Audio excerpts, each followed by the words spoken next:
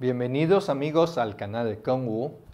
Antes de meternos en más historia de China y biografía de personaje, es necesario compartir con ustedes de dónde obtenemos o cuáles son las fuentes de información de la historia china, que es bastante larga y complicada.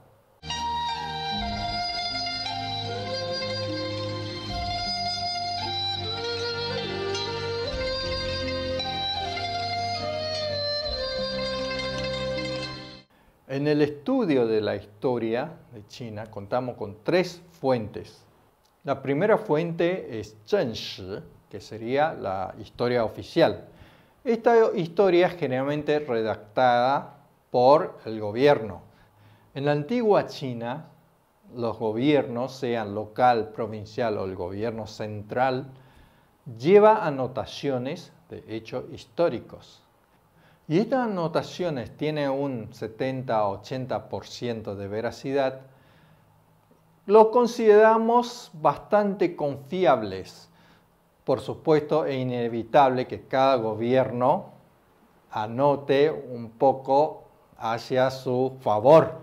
Y la dinastía actual recopila el hecho de la dinastía anterior. Eso ya es una costumbre.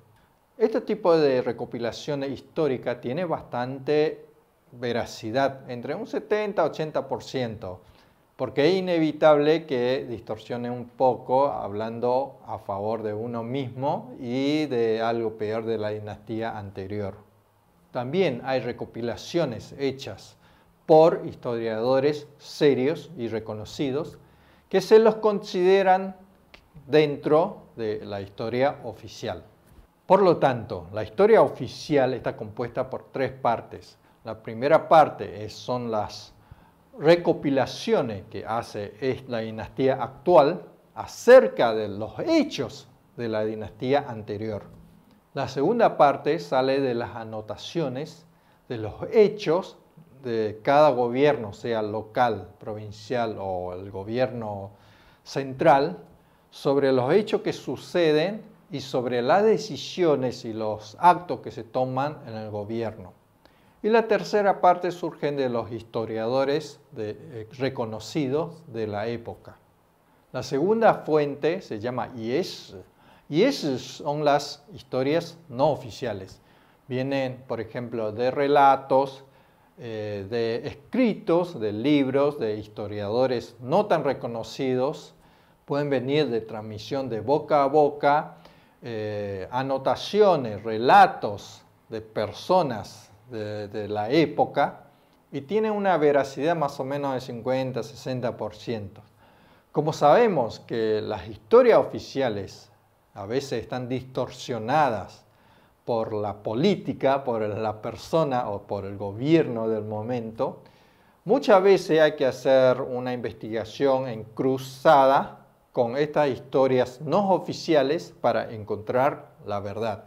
Y la última fuente que tenemos son los mitos, las leyendas, los cuentos que cuentan los que cuentan cuentos, que en la antigüedad es una forma de entretenimiento. Hay gente que se especializa en contar cuentos.